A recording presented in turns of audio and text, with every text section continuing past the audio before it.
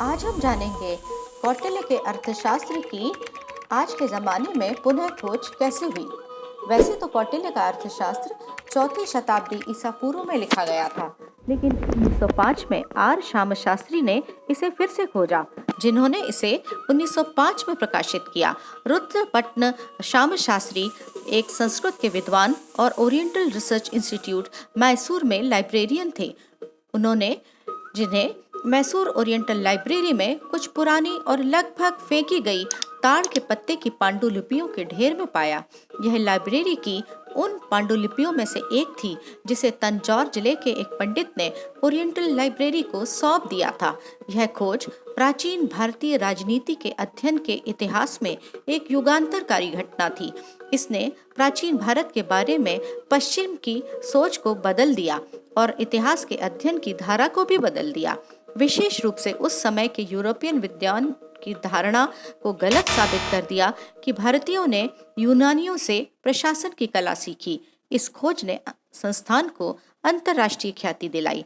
श्याम शास्त्री द्वारा पहला अंग्रेजी अनुवाद 1915 में प्रकाशित हुआ था। उनके काम की पूरी दुनिया में प्रशंसा हुई। यह अपनी तरह की यानी राज्य प्रबंधन के बारे में सबसे पुरानी किताब है। इसकी शैली शिक्षाप्रद एवं आदेशात्मक है। उन्हें रॉयल एशियाटिक सोसाइटी की फेलोशिप और प्रतिष्ठित कैम्पबेल मेमोरियल स्वर्ण पदक प्राप्त हुआ।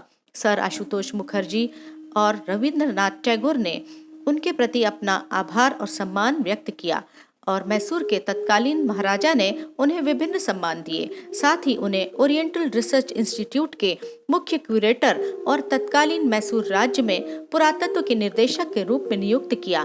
भारत के बाहर श्याम शास्त्री की खोज को Julius Jolly, Maurice Winternitz, F.W. Thomas, Paul Pelliot, Arthur Berriedale Keith, Sten Konow और अन्य एंडोलॉजिस्ट और ओरिएंटलिस्ट ने सराहना की।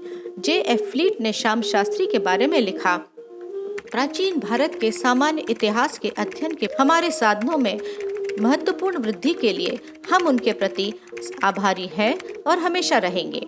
अक्सर सुनाए जाने वाले एक किस्से में मैसूर के तत्कालीन राजा कृष्ण राजा वाडियार चतुर्थ की जर्मनी यात्रा शामिल है। जब उन्हें मैसूर के राजा के रूप में पेश किया गया तो एक जर्मन विश्वविद्यालय के कुलपति ने उनसे पूछा कि क्या वह श्याम शास्त्री के मैसूर से हैं। वापस लौटने पर राजा ने श्याम शास्त्री को सम्मानित किया और कहा, मैसूर में हम महाराजा हैं और आप हमारी प्रजा हैं, लेकिन जर्मनी में आप नायक हैं और लोग हमें आपके नाम और प्रसिद्धि से पहचानते हैं।